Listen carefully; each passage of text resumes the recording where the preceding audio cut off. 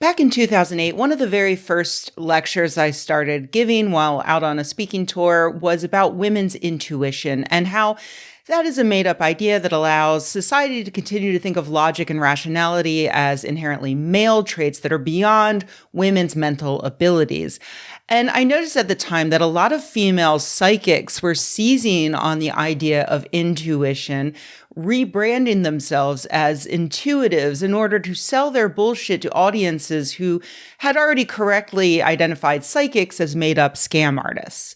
Mona Lisa Schultz, for instance, called herself a medical intuitive who used old-timey psychic tricks to diagnose people like cold reading.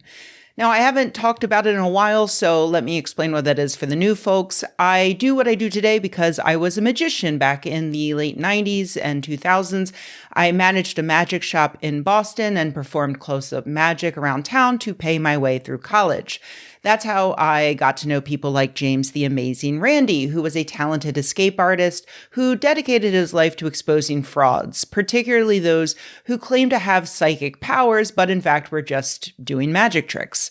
So I too learned how to do those magic tricks, and I would employ them ethically to illustrate how psychics can be so convincing. One of the most common tricks is cold reading, in which a psychic tosses out bits of information and waits for the person they're reading to tell them which ones are on the right track. This is shockingly easy to do with a true believer because they really want the psychic to be in touch with their dead father or whoever. So a psychic may say something like, "Oh, I'm getting an older man coming through. His name has an F in it." And a skeptic might say, "Nope, my dad's name was Henry." And a believer will say something like, "Oh, my dad's middle name was Philip, which does start with a F sound." From there, a psychic can toss out things that are nearly universal. There's a watch or a ring that he gave you, or if not you, then to a member of your family. He mentions a dog that he loved. He's showing me that there was something wrong with his heart. Anything that misses is quickly dropped. Anything that hits is repeated and emphasized. While it's incredibly easy to do this with a single believer, and even more so with a crowd of believers like those in the audience of a show, because any misses might be hits for someone else in the crowd, I've actually managed to do this even for skeptics who knew I didn't have magical powers, knew that there's no such thing as magical psychic powers, but they were still choked up because suddenly they were envisioning their own dead father standing there holding the watch that he gave you, saying he's proud of you. It's actually really convincing. And that's just cold reading. There's also warm reading, which incorporates extra information the psychic can gather, like the age of the person they're reading might narrow down the pool of names that they could have for their parents and grandparents. Their clothing might indicate their status in society or their wealth. Their emotions can indicate what they hope to get out of the reading. And a hot reading is the easiest of all. Did you pay with a credit card when you booked your seat for this reading? Well, social media exists, and that psychic already knows your entire life.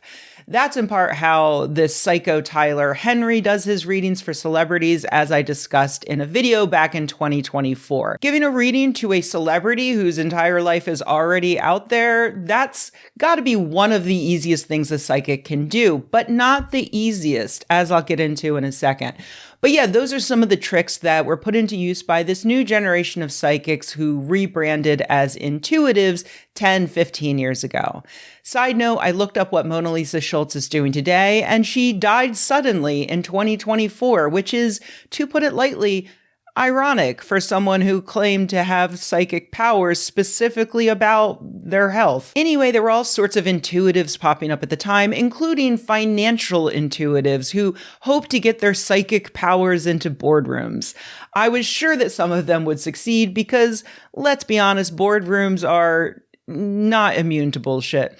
But I didn't give it too much thought until I learned recently, against my will, that 15 years later, there is a new generation of bullshit artists invading corporate America, and they aren't even bothering to hide the fact that they're using psychic tricks. They call themselves psychics.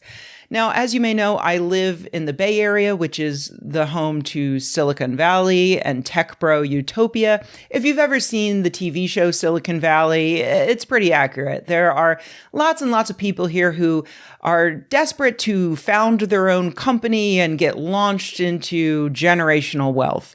A friend of mine recently joined a social club for founders to network in, which is apparently a common thing here. You pay a ton of money per year to get into this private club where there are monthly events and hobnobbing and stuff like that. My friend invited me to an event last month that she was sure I'd be into. Curious about psychic abilities? An evening with Elizabeth Ray, psychic detective. Absolutely not, I said immediately. But then she said that she has an open tab at the bar, so I begrudgingly agreed. It was excruciating. The room was filled with 20 to 30 somethings, probably all of them in tech in some way. And the guy who introduced the psychic was... he just speed ran through a PowerPoint of facts, factoids, and studies that he claimed prove psychics are real. It was such an avalanche of bullshit that I had to pull out my phone and try to take photos to see what the hell he was talking about later.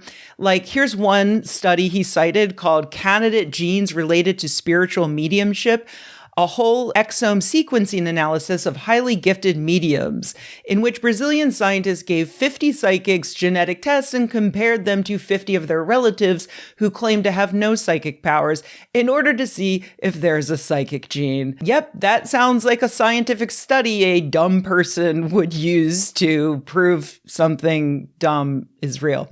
They identified several possible gene variants, so further testing is needed to determine exactly which one is the psychic gene. For some reason, they couldn't just ask the psychics to tell them. I guess they're not that kind of psychic.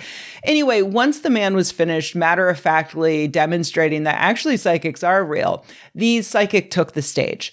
She was billed as Elizabeth Ray, so I had a little trouble finding information about her afterwards because her name, I think, is actually Elizabeth Rhea. I'm just going to call her Elizabeth. So Elizabeth began by defining the word skeptic and asking if there were any in the crowd. One man raised his hand and she said, yeah, she knew he was a skeptic. I did not raise my hand, and she announced that there was only one skeptic in the audience, but said that he was welcome to stay. She took no notice of me as she launched into her backstory.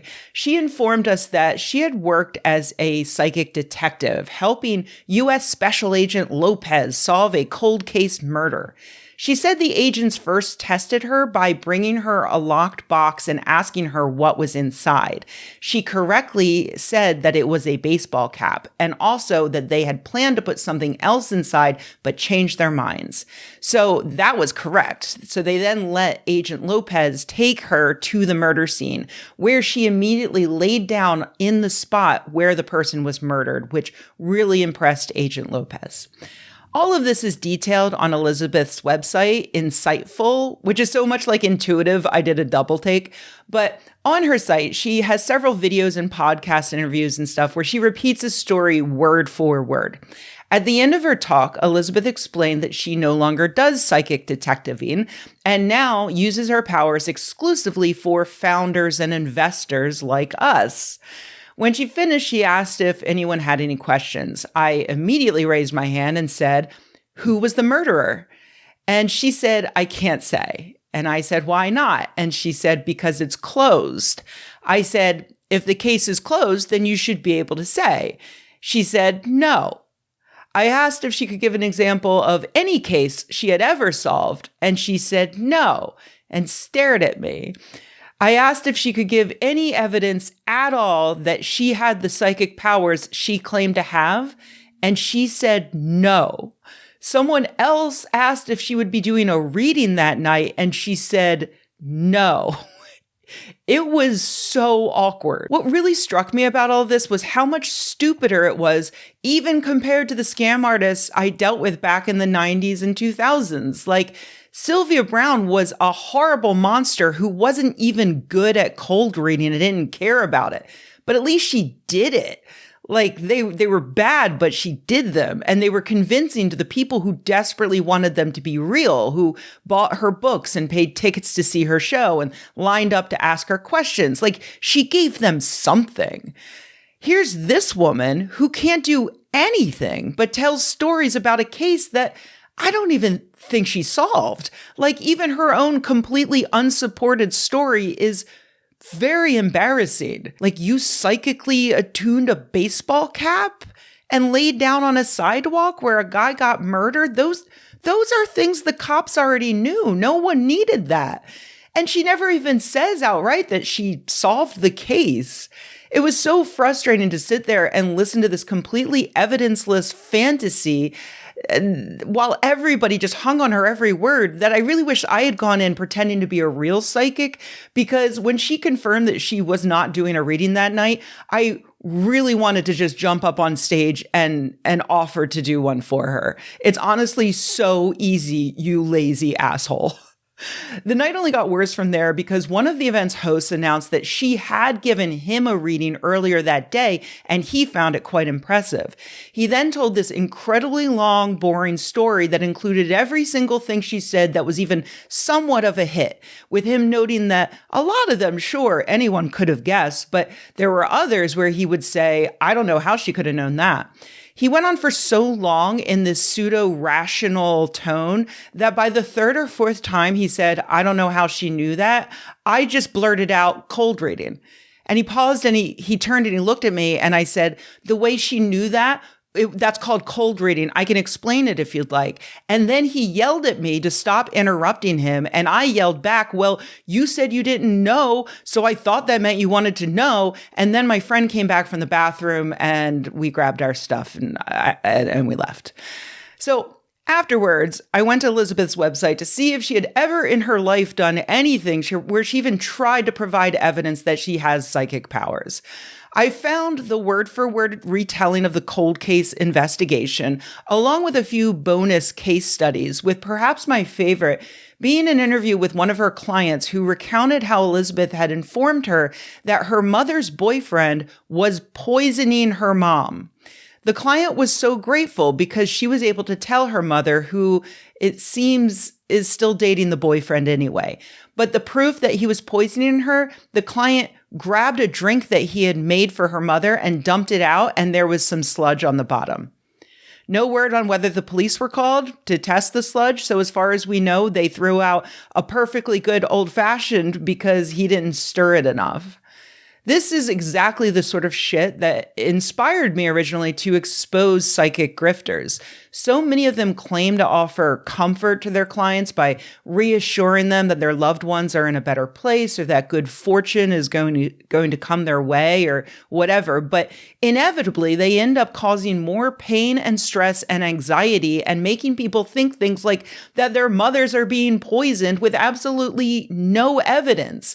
Like when Sylvia Browne told the mother of a missing girl that her daughter was dead, and that mother died with no hope, despite the fact that the girl was alive and watching Sylvia Browne on her TV at the time. All that said, I am happy that Elizabeth says she's given up on being a psychic detective in order to focus exclusively on the business world. I mean, okay, if she did have magical psychic powers, then that would be an absolutely fucking disgusting thing to do. Like, sure, fuck the families of murder victims. Let's help some stockbrokers instead. It's like Superman saying, you know what? I don't feel like rescuing babies from burning buildings. I'm going to exclusively use my X-ray vision to make money playing poker. But it seems like even in that realm, Elizabeth is happy to fuck shit up. In another case study that I hope she made up, she describes how a client asked for help figuring out whether or not he should hire a particular man for his company. She brilliantly intuited that the candidate was fat and lacks integrity and would ultimately suck as an employee, though she also says that the company would probably hire him anyway.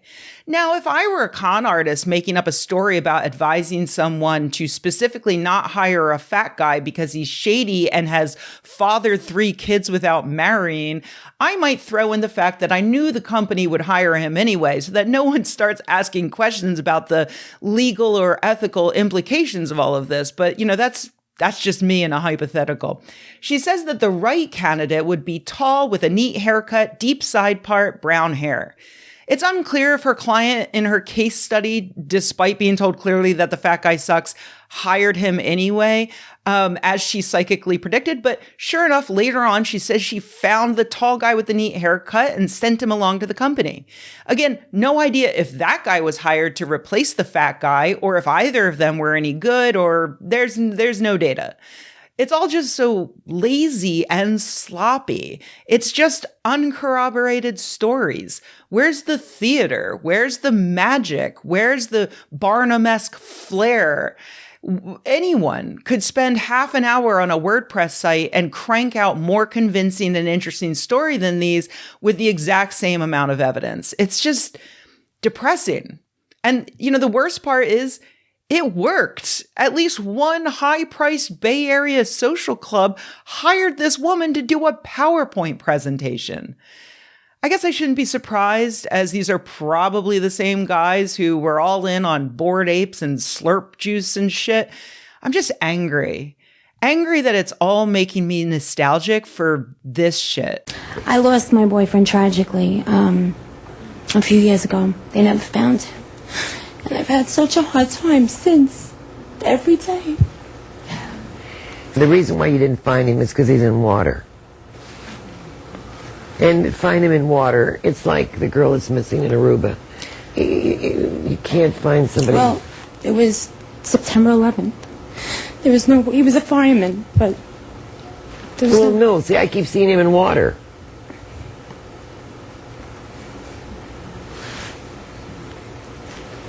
Is there any way he could have drowned in water some way? They never found a piece of him. Nothing. From 9/11. Because he says he couldn't breathe and he was filled with water. Well, if they were trying to put the fire out to Montel. They could have, yeah.